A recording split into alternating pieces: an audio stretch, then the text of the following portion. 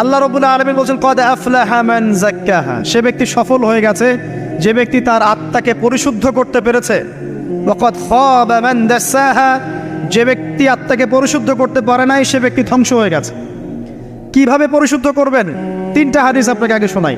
1, আল্লাহ রাব্বুল আলামিনের হাবিব মুহাম্মদ সাল্লাল্লাহু আলাইহি ওয়াসাল্লাম দরুদ পড়েন, বলেন সাল্লাল্লাহু আলাইহি ওয়াসাল্লাম। তিনি বলছেন যে আল্লাহর এমন কিছু বান্দা আছে যারা জান্নাতে প্রবেশ করবে যাদের অন্তরটা হবে পাখির মতো নরম। কার মতো? পাখির মতো। একটা হাদিস শুনলেন। 2 নম্বর হাদিস, আল্লাহর রাসূল সাল্লাল্লাহু আলাইহি ওয়াসাল্লাম বলছেন শহীদদের আত্মা যখন আল্লাহর কাছে পৌঁছায়, আল্লাহ রাব্বুল আলামিন সেই আত্মাগুলোকে সবুজ রঙের কিছু পাখির মধ্যে প্রদান করেন এবং সেই পাখিগুলো আরশের নিচে লণ্ঠন আছে এখানে বসে থাকে এবং তারা জান্নাতের যে কোনো জায়গায় যায়, ঘুরে খাবার খায়, আবার ফিরে আসে। আল্লাহ পাক তাদেরকে বলেন যে তোমরা কি চাও, তোমরা কি চাও? শহীদরা কিচ্ছু বলতে পারে না। কি চাইবো? আল্লাহ এত নিয়ামত দিয়েছেন, কি চাইব? যখন আল্লাহ বারংবার প্রশ্ন করতে থাকেন তোমরা কি আর কিছু চাও, তোমরা কি আর কিছু চাও, তোমরা কি আর কিছু চাও, তখন শহীদরা শেষে বুঝে যে আমাদের কিছু না কিছু তো বলতে হবে এখন। তখন তারা বলে হে আল্লাহ, আমরা আরও একবার পৃথিবীতে যেতে চাই এবং তোমার পথে জীবন দিয়ে আবার ফিরে আসতে চাই। আল্লাহ পাক বলেন এই সুযোগ তো আর নেই, অতএব তোমাদের আর কিছু চাওয়ার নেই, তোমরা এখানেই থাকো। আরেকটা হাদিস শোনেন, রাসূলুল্লাহ সাল্লাল্লাহু আলাইহি ওয়াসাল্লাম বলেছেন, এই হাদিসটা ওমর রাদিয়াল্লাহু আনহু থেকেও এসেছে, এ মুসলিমরা তোমরা যদি আল্লাহর প্রতি তাওয়াক্কুল করার মতোই তাওয়াক্কুল করতে, ভরসা করার মতোই ভরসা করতে, আল্লাহ পাক তোমাদেরকে পাখিদেরকে যেমন করে রিজিক দেন তোমাদেরকে ঠিক সেইভাবে রিজিক দিতেন।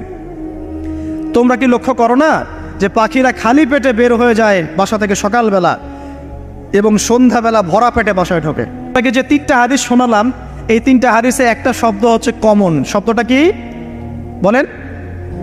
পাখি। পাখি কি? পাখি। আল্লাহ রাব্বুল আলামিন পাখিদের কাছ থেকে আমাদেরকে শিখতে বলছেন এবং বলছেন যে পাখিদের মনটা হয় খুব নরম, খুব সফট এবং তারা আল্লাহর প্রতি তাওয়াক্কুল করে পূর্ণ মাত্রায়। তারা সকালবেলা ভোরবেলা বের হয়ে যায় এবং সন্ধ্যাবেলা বাসায় ফেরে, খালি পেটে বের হয়, ভরা পেটে বাসায় ফেরে। এবং আল্লাহ পাক সবচেয়ে সম্মানিত মৌত যেটা শহীদের মৌত, সেই শহীদদের আত্মাকে আল্লাহ পাক পাখির রূপ দিবেন। তাহলে পাখিটার বিষয়ে একটা ফোকাস করার দরকার আছে না? আচ্ছা, এখানে আসেন। পাখির মন হচ্ছে নরম, মানে পাখির মনটা তাসকিয়া, আত্মশুদ্ধিতে পরিপূর্ণ। কদ আফলাহা মান যাক্কাহা, সে ব্যক্তি সফল হলো যার হৃদয়টা পবিত্র, নিষ্পাপ, নিষ্কলুষিত হলো, সে ব্যক্তি সফল হবে ইনশাআল্লাহ। একটা কাজ এখানে খেয়াল করেন, পাখিরা সকালবেলা ভোরবেলা বের হয় আর সন্ধ্যাবেলা বাসায় ফেরে। এখনকার মুসলিমদেরকে দেখবেন দুপুরবেলা ওঠে, রাত 3টায় ঘুমায়। কথা কি বুঝেন নাই? পাখির একদম ভোরবেলা ওঠে, যখন ফজরের আজান দিচ্ছে ঠিক তার এক মুহূর্তে পাখির কিচিরমিচির শুনছেন, তার মানে নামাজের ওয়াক্ত প্রায় চলে যাচ্ছে, তার মানে তার আল্লাহ পাকের হুকুমের সাথেই জেগে ওঠে। সূর্য ডুবে তারা ডুবে যায়। ঠিক এরকম সুন্নত ছিল নবী সাল্লাল্লাহু আলাইহি ওয়াসাল্লামের এবং সাহাবায়ে কেরামের। আজকে 1400 বছর পর মুসলিম জাতি এই সুন্নাহ ভুলে গেছে। আর আমাদের সুন্নত দেখবেন, যদি কোনো রকম উঠেও ফেলি ফজরে, আবার 12টা পর্যন্ত ঘুম, আরও বেশি। আর এই যুব সমাজ যারা আছো তোমরা কেউই 3টা-4টার আগে ঘুমায় বলে আমার মনে হয় না। অলওয়েজ অনলাইনে পড়ে আছে, টিকটক নিয়ে, ফেসবুক নিয়ে, গার্লফ্রেন্ডের সাথে চ্যাটিং। পাখির মতো হতে পারলে পরে মনটা তো নরম হবে, তারপরে না তাসকিয়া অর্জন হবে। পাখির রুটিনটা কি? ভোরবেলা বের হয় আর সন্ধ্যাবেলা বাসায় ঢোকে। অতএব আমরা যদি রাসূলুল্লাহ সাল্লাল্লাহু আলাইহি ওয়াসাল্লামের সুন্নাহ মতো ওই ভোরবেলা উঠতে পারি আর আর্লি নাইট ঘুমিয়ে যেতে পারি এবং সারাদিন যদি রাসূলের সুন্নাহগুলোর উপর আমল করতে পারি, তাসকিয়া অর্জন হবে ইনশাআল্লাহ। কথা বুঝতে পারছেন? 2, পাখির মতো নরম মন লাগবে। এখনকার আমরা যারা বেঁচে আছি আমাদের মনগুলা কঠিন। কেমন কঠিন? পাথরের মতো কঠিন। আমরা যখন দেখি একটা মাইয়েতকে নিয়ে যাওয়া হচ্ছে জানাজায়, আমাদের কোনো ফিলিংস কাজ করে না। জানাজা যাচ্ছে, জানাজায় দাঁড়িয়ে মোবাইলটা দিয়ে টিপি করছে। জানাজার সাথে চলছে, কোনো ফিকির নাই যে এই জানাজা আমার হবে কালকে, ওই মোবাইল টেপাটিপি করছে। আমি এমনও দেখেছি, দাফন করা হলো মাইয়েতকে, দাফন করার পরে চারপাশে মানুষজন জড়ো হয়ে গল্প করছে, ভাই আপনার ওই জমিটার কি খবর, আপনার ওইটার কি খবর, বিজনেস কেমন চলছে, চাকরির কি অবস্থা। এই যে মাইয়াতকে পাশে দাফন করলো, কোনো ফিলিংস নাই, কোনো ফিলিংস নাই। আমি আত্মশুদ্ধির কথা বলছি। আত্মশুদ্ধির জন্য আপনার মনটাকে পাখির মতো সফট নরম করতে হবে। যখন আপনি সফট নরম করবেন এবং আত্মশুদ্ধি অর্জন করবেন, তখন দুই ডানা মেলে আপনি আকাশে উঠতে পারবেন। এসব আত্মশুদ্ধি অর্জন না করতে পারলে ডানা কেটে পড়ে যাবে, তখন আর আকাশে উঠতে পারবেন না। কোন আকাশে? ওই যে শহীদের রূহ যে আকাশে চলে গেছে, ওই আকাশ। অতএব মন কেন কঠিন হলো প্রিয় ভাই? এক নম্বর কারণ, আমরা শিরকের পাপে লিপ্ত আছে। এক নম্বর, শিরকের পাপে লিপ্ত থাকা অবস্থায় মুসলিমদের মনটা কঠিন হয়ে গেছে। আপনি কি মনে করছেন আমরা শিরক করি না? মুসলিমরাও কবর পূজা করে, দেখবেন মুসলিমরাও দেখবেন অনেক ক্ষেত্রে মাজার পূজা করছে। আমি বলিনি যে অলি আউলিয়ার মাজার জিয়ারত করা যাবে না, আমি এই কথা বলছি না। কিন্তু আপনি মৃত মানুষের কাছে আপনার ভালো মন্দ চাইতে পারেন না। কথা বুঝতে পারেন না? আমরা অবশ্যই অলি আউলিয়াদের কবর জিয়ারত করব। এটা আপনাকে মৃত্যুর কথা স্মরণ করাবে। তাদের একটা রব আছে, যেটাকে আমরা প্রভাব বলি, এটা আপনার মধ্যে আসবে। আমরা অবশ্যই জিয়ারত করব। জিয়ারত করতে বলেছেন নবী সাল্লাল্লাহু আলাইহি ওয়াসাল্লাম, কারণ এটা আপনাকে পরকালের কথা কি করবে? স্মরণ করাবে। উমরা করতে যান, আল্লাহ পাক সবাইকে তৌফিক দান করুন উমরা হজ করার এবং বড় হজ করার, আমি দোয়া করি। ওখানে সবচেয়ে সেরা যে দৃশ্যগুলো দেখা যায়, তার মধ্যে একটা রাসূলুল্লাহ সাল্লাল্লাহু আলাইহি ওয়াসাল্লামের রওজা। ওখানে গেলে চোখের পানি ঝরে না এমন কোনো মুসলিম নাই, আছে? নাই। আরেকটা সবচেয়ে মন নরম করা একটা দৃশ্য হচ্ছে জান্নাতুল বাকি, যেটা আমরা বাকিউল গারকাত বলি, যেখানে আপনি দেখবেন সাহাবায়ে কেরাম রাদিয়াল্লাহু আনহুমের কবর, যতদূর চোখ যায় তাদের কবর। কবরের কোনো মাজার নাই, সেখানে কোনো তাওয়াফ হচ্ছে না কবরকে কেন্দ্র করে, সেখানে কবরে কেউ ফুল চড়াচ্ছে না, একটা ছোট্ট পাথর দেখা যায়, খেলে আর কিছু না। পৃথিবীর সবচেয়ে শ্রেষ্ঠ মানুষগুলো সেখানে শুয়ে আছেন। ওখানে গিয়ে দাঁড়াবেন, দেখবেন নিজেকে তুচ্ছ বলে মনে হবে আমি এই পৃথিবীতে আর কি করছি। সেরা মানুষগুলি মাটির নিচে, আমি এখানে কি করছি? তো দেখুন প্রিয় ভাইরা, অবশ্যই অলি আউলিয়াদের কবর জিয়ারত করবে, কিন্তু মৃত ব্যক্তি আপনার কল্যাণ করতে পারবে? অকল্যাণ করতে পারবে? হ্যাঁ, তারা আল্লাহর কাছে সুপারিশ করতে পারবে আল্লাহ পাক যখন তাদেরকে অনুমতি দিবেন। তারপরে আল্লাহ পাক যখন অনুমতি দিবেন, তখন নবী সাল্লাল্লাহু আলাইহি ওয়াসাল্লাম সুপারিশ করবেন, অলিয়া উলিয়াগণ করবেন, আলেম ওলামা করবেন, শহীদগণ করবেন, হাফেজে কোরআন করবে, অনেকেই করবেন সব। আল্লাহ পাক আমাদের তাকদিরে এইসব সুপারিশ নসিব করুন বলি না আমি। মুসলিমরা আজকে শিরিক করছে অনেক ক্ষেত্রেই। দেখবেন হাতে একটা এই যে বালা পরে আছে, খুলে না। কেন খুলেন না ভাই? বলে যে এটা খুললে যদি রোগ হয়। রোগ দেওয়ার মালিক কে? ওই বালা না আল্লাহ? এই যে আপনার বিশ্বাস জন্মে নিয়েছে, এই যে বিশ্বাসটা জন্মিয়েছে আপনার হাতের উপরে, এই বালার উপরে, এটাই শিরক, এটাই শিরক। যদি আপনি বিশ্বাস করেন যে এটা হাতে থাকলে আপনি সুস্থ থাকবেন, হাত থেকে খুলে পড়ে গেলে আপনি আর বাঁচবেন না, এই যে কল্যাণ অকল্যাণের মালিক আপনি কাকে করলেন? ওই বালাকে করেছেন, আল্লাহকে করেন নাই। এখানে শিরক হয়ে গেছে, খুবই সূক্ষ্ম শিরক। আপনি নামাজ পড়ছেন মনে করেন, এখন কিছু মানুষ আসলো, এখন দেখছেন যে হুজুর তো আমার নামাজ দেখছে, নামাজটা খুব সুন্দর করে পড়ার চেষ্টা করলেন, লম্বা নামাজ, সেজদা গিয়ে আর উঠছেন না, খুব সুন্দর নামাজ পড়ছেন। এই যে মানুষকে দেখানোর জন্য নামাজটা পড়ছেন, এটা শিরক। এটা কি? এটাও শিরক। এই যে গণক বসে আছে রাস্তার পাশে, দেখবেন টিয়া পাখি নিয়ে, তারপরে যে কাগজ নিয়ে আসেন, ভাই ভাগ্য পরীক্ষা করে দেই। আরে ভাই, তুমি যদি মানুষের ভাগ্যই পরীক্ষা করতে পারবা, তো তুমি রাস্তার পাশে কেন? তো তোমার ভাগ্য কেউ পরীক্ষা করেনি কখনো? এতটুকু কমন সেন্স আমাদের নাই।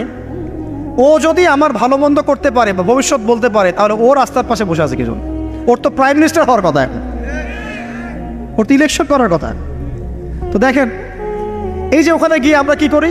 ভাই আমার হাতটা দেখে দেন, ভাই আমার অতীত বলে দেন, ভবিষ্যৎ বলে দেন। এবং এগুলো দিন দিন বাড়ছে, কিন্তু এই রাশিফল, কবিরাজি, গণকি, এগুলো দিন দিন বাড়ছে। এবং আমি লক্ষ্য করছি দিন দিন আরেকটা জিনিসও বাড়ছে, সেটা হলো জাদুবিদ্যার চর্চা করা। এবং গ্রামে গঞ্জে কুফুরি বাড়ছে না?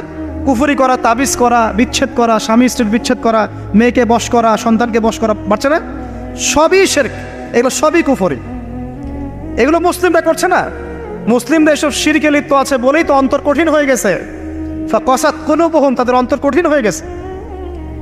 তো একটা হাদিস বলে এখানে খালি, নবী সাল্লাল্লাহু আলাইহি ওয়াসাল্লাম বলছেন, যদি কেউ কোনো গণকের কাছে যায়, গিয়ে বলে দেখেন তো আমার হাতটা একটু, ও কিন্তু বিশ্বাস করে না যে এ ভবিষ্যৎ বলতে পারে, খালি এমনি বলেছে একটু দেখেন তো, বলার সাথে সাথেই 40 দিনের নামাজ কবুল হবে। আর যদি তার বলা কথায় বিশ্বাস করে যে হ্যাঁ তোমার ভবিষ্যৎ খুব ভালো, তুমি চাকরি পাবা, এটা করবা সেটা করবা, এবং সে বিশ্বাস করলো হ্যাঁ এটাই হবে। তখন নবী সাল্লাল্লাহু আলাইহি ওয়াসাল্লাম বলছেন সে যেন আল্লাহর পক্ষ থেকে যা নাজিল হয়েছে, মানে এই যে কোরআনুল কারীম, এই কোরআনকে যেন সে অস্বীকার করলো, মানে কুফরি করলো। এগুলো আমরা করছি না ভাই? অনেক কিছু করছে। আমরা স্তম্ভের পূজা করছি, অনেক মুসলিম আগুনের পূজা করছে। আগুন জ্বালিয়েছেন, মাথা নত করছেন কেন? আগুনের সামনে আপনি মাথা নত করবেন কেন? আপনি একটা স্তম্ভের সামনে, গাছের কাছে, গাছের সামনে দাঁড়িয়ে মাথা নত করে ধ্যান করবেন কেন? আপনি মেডিটেশন করছেন কি জন্য? আপনাকে নামাজ দেওয়া হয় নাই? 5 ওয়াক্ত নামাজ দেওয়া হয় নাই? নামাজের চেয়ে বড় মেডিটেশন কিছু আছে নাকি? আপনি ধ্যান করছেন কি জন্য? অনেক মুসলিম তো জিনেরও উপাসনা করছে, জানেন? অনেক মুসলিম জিনকে তাবে করার চেষ্টা করছে। আর জিন বলে একটা জাতি আছে, এটা সত্য। তো এরকম প্রতিটা ক্ষেত্রে শিরক আছে। শিরক কথায় আছে, কাজে আছে, বিশ্বাসে আছে। দেখবেন মুসলিমরাই আল্লাহ ছাড়া অন্য কারো কাছে দোয়া করছে, মুসলিমরা নজর মানত করছে অন্য জায়গায়, আল্লাহর জন্য নজর মানত করছে না, অন্য কাউকে সন্তুষ্ট করার জন্য করছে।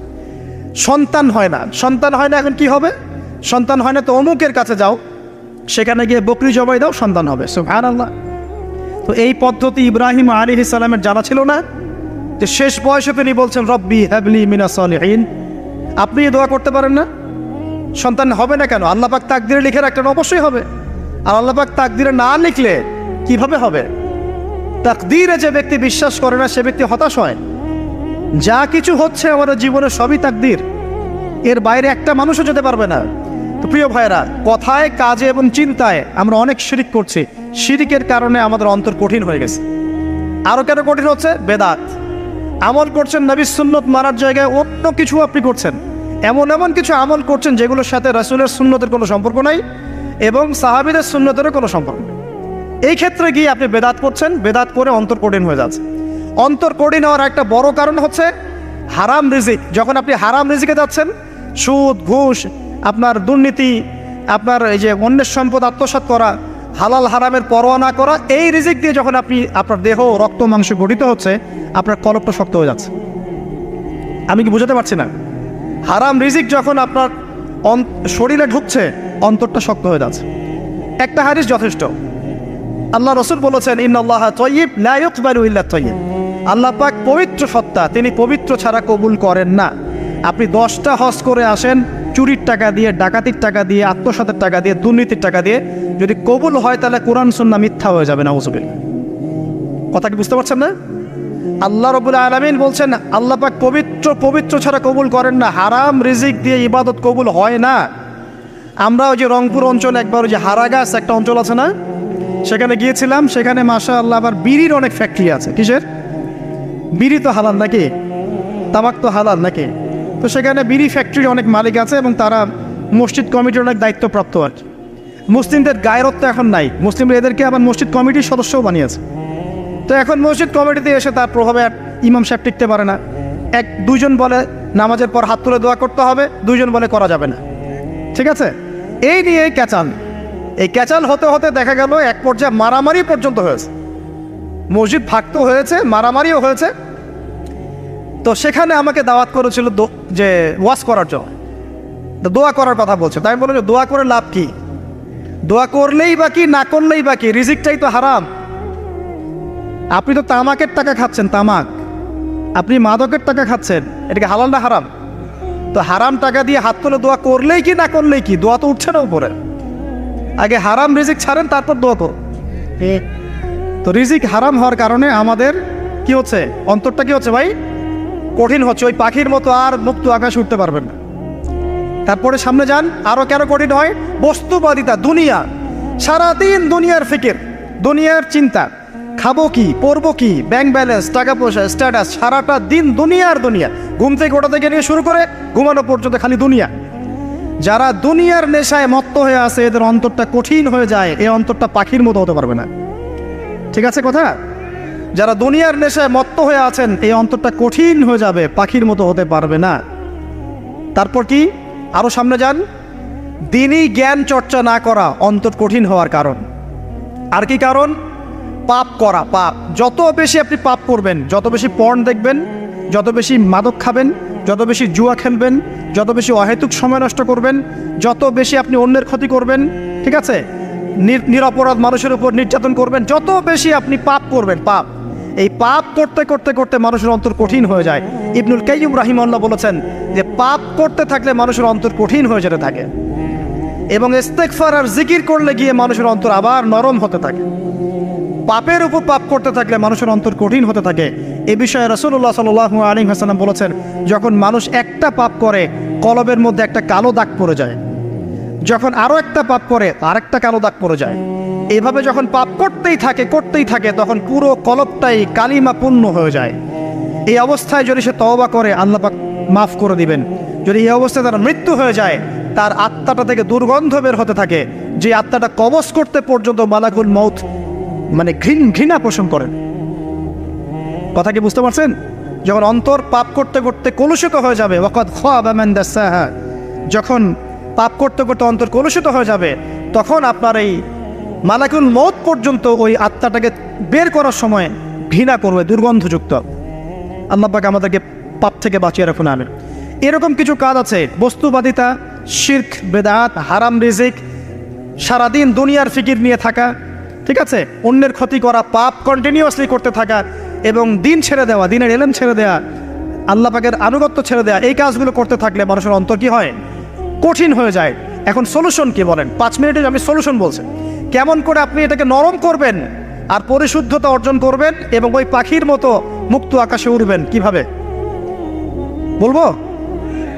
1 নাম্বার, অবশ্যই শিরক ত্যাগ করতে হবে। কি করতে হবে?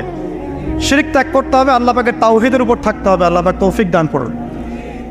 লং কিছু বলার সময় নেই আমার হাতে, একটা বই বলছি, কিতাবুত তাওহীদ। কি নাম? কিতাবুত তাওহীদ। এই বইটা অনেক ভার্সন বাজারে বের হয়েছে, কিনে দেখবেন শিরক কত প্রকার, কি তাওহীদ কাকে বলে, কত প্রকার, কি যেটা বুঝবেন না মাদ্রাসা চলে যাবেন, আলেম ওলামার কাছে গিয়ে জিজ্ঞাসা করবেন, হুজুর এটা বুঝি নাই। ঠিক আছে? 1 নাম্বার, শিরক ত্যাগ করতে হবে। 2 নাম্বার, আপনাকে তাওহীদে থাকতে হবে। এটা এক, অন্তর নরম করার কথা বলছি। 2 নাম্বার, সুন্নতের উপর আমল করতে হবে। ওই যে পাখির কথা বললাম, যে সকালবেলা বের হয় আর সন্ধ্যাবেলা কি করে? বাসায় ফেরে। খালি পেটে বের হয়, ভরা পেটে বাসায় ফেরে। তার মানে আমাদেরকেও সকাল সন্ধ্যাটা কাটাতে হবে নবী সাল্লাল্লাহু আলাইহি ওয়াসাল্লামের সুন্নত অনুযায়ী। যখন তিনি ঘুমাতেন তখন ঘুমাবেন, যখন উঠতেন তখন উঠবেন, বাকি কাজ যেমন করে করতেন তেমন করে করবেন, তখন অন্তর ইনশাআল্লাহ নরম হয়ে যাবে। ঠিক আছে ভাই? 2। 3 নাম্বার, 5 ওয়াক্ত নামাজ জামাতে। নামাজ আপনাকে যে কোনো পাপ থেকে বাঁচাবে ইনশাআল্লাহ। ভাই জেনা করছেন, নামাজ পড়েন। পর্নোগ্রাফি দেখেছেন, তাও তওবা করে নামাজ পড়েন। আপনি হারাম অ্যাফেয়ার্সে আছেন, হতাশ হয়েন না, নামাজ পড়েন। গোনা ছাড়তে পারছেন না, নামাজ পড়েন। সুদ খাচ্ছেন, নামাজ পড়েন। বেপর্দা চলছেন, তাও নামাজ পড়েন। আপনি অন্যের হক নষ্ট করেছেন, তাও নামাজ পড়েন। যে পাপই করেছেন, নামাজটা পড়েন। নামাজ আপনাকে সমস্ত পাপ থেকে বাঁচিয়ে রাখবে ইনশাআল্লাহ। ইনশাআল্লাহ আস্তে আস্তে ইনশাআল্লাহ দেখবেন সব পাপ থেকে আপনি দূরে চলে আসছেন ইনশাআল্লাহ তাআলা। 3 নাম্বার নামাজ। 4 নাম্বার, বেশি থেকে বেশি, ভাই শোনেন, বেশি থেকে বেশি পরকালের ফিকির করবেন। খালি পরকালের চিন্তা করবেন যে আমাকে মৃত্যুবরণ করতে হবে, কবরে যেতে হবে, পুলসিরাত পার হতে হবে, আল্লাহর সামনে দাঁড়াতে হবে। যত বেশি আপনি আল্লাহর ফিকির করবেন, পরকালের ফিকির করবেন, আপনার মনটা নরম হয়ে যাবে ইনশাআল্লাহ, মনটা শক্ত হবে না। 5 নাম্বার, মানুষের সাথে খুব বেশি মেলামেশা করবেন। মানুষের সাথে খুব বেশি মেলামেশা করলে ইবনুল কাইয়্যিম রাহিমাহুল্লাহ বলেছেন অন্তর কঠিন হয়ে যায়। কারণ মানুষ আপনাকে গীবত করাবে, হ্যাঁ, মানুষ খারাপ কাজে নিয়ে যাবে, বেফাস কথাবার্তা বলবেন, ও হয়তো বেফাস কাজ করবেন, ফুজুল কি বাত করবেন, এগুলো করতে গিয়ে আপনি দেখবেন অন্তর কঠিন হয়ে গেছে। এত বেশি মানুষের সাথে মেলামেশার দরকার নাই, প্রয়োজন যতটুকু অতটুকু করবেন। ঠিক আছে? আল্লাহ পাক তৌফিক দান করুন, আমিন। কয়টা বললাম? 5। 6, আমার সবচেয়ে প্রিয় নসিহত, প্রত্যেক দিন মিনিমাম 1 ঘন্টা করে কোরআন তেলাওয়াত করবেন বুঝে। আমি বলিনি না বুঝে করলে কোনো নেকি হবে না, প্রত্যেক হরফে 10 নেকি হবেই হবে, কিন্তু আপনি করবেন বুঝে। যখন বুঝে আপনি প্রত্যেক দিন 1 পারা করে বা 1 ঘন্টা করে কোরআন তেলাওয়াত করবেন, আপনার কলিজা, আপনার কলব নরম হতে বাধ্য, এবং আপনার অন্তরে আল্লাহ নূর নেমে আসবে ইনশাআল্লাহ। দেখবেন আপনার কলব থেকে সমস্ত এই যে পঙ্কিলতা, কলুষতা ইনশাআল্লাহ চলে যাবে ইনশাআল্লাহ তাআলা। 2টো জিনিস অন্তরকে পবিত্র করে ফেলে, এক হচ্ছে কোরআন তেলাওয়াত, আর এক হচ্ছে বেশি থেকে বেশি আল্লাহর জিকির এবং ইস্তেগফার। তো কোরআন তেলাওয়াত বাড়িয়ে দেন, আল্লাহ পাক সবাইকে কোরআন তেলাওয়াত করার তৌফিক দান করুন, আমিন। যারা শেখেন নাই আজকে ওয়াদা করেন যে কোরআন আপনারা বিশুদ্ধ করে পড়া শিখবেন, ওয়াদা করেন। আগামী রমজান আসার আগেই এক খতম দেওয়া চাই, পারবেন?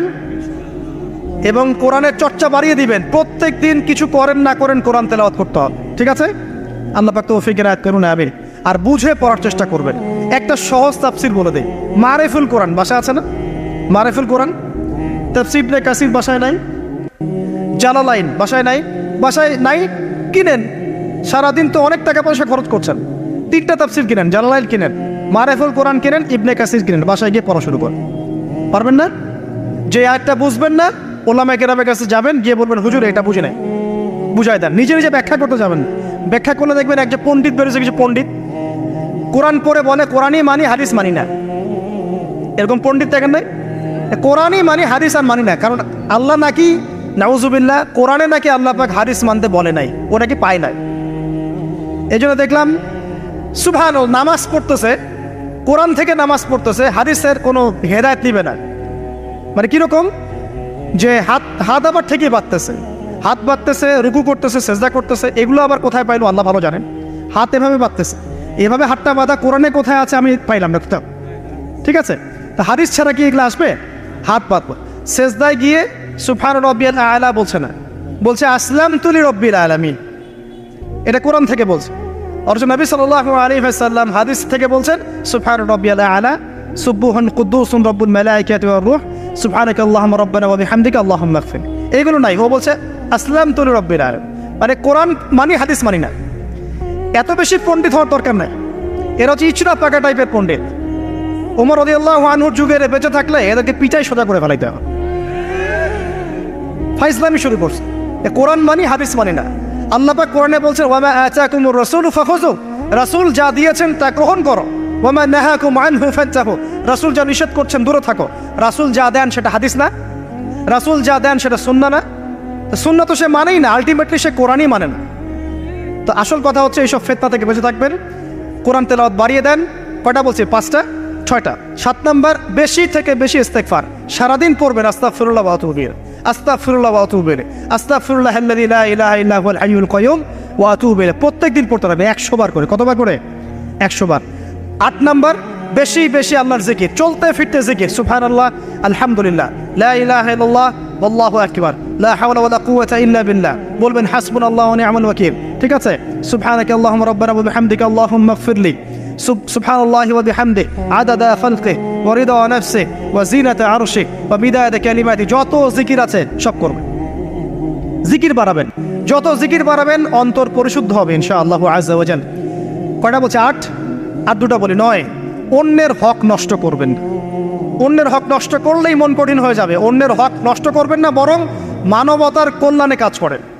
যে কাজগুলো মানব সেবামূলক সেগুলো করেন, রক্তদান কর্মসূচি করেন, গাছ লাগান, এতিমের মাথায় হাত বোলান, বিধবার খোঁজ খবর নেন, ঠিক আছে? মেয়েদের সেলাই মেশিন কিনে দেন, মানুষের উপকারে কাজ করেন, দেখবেন আপনার মনটা নরম হয়ে যাবে। চাও যার মন নরম এবং যার মনের মধ্যে সততা আছে, আল্লাহ পাক ইনশাআল্লাহ সেখানে অবশ্যই হেদায়েত ঢালবে ইনশাআল্লাহ তাআলা।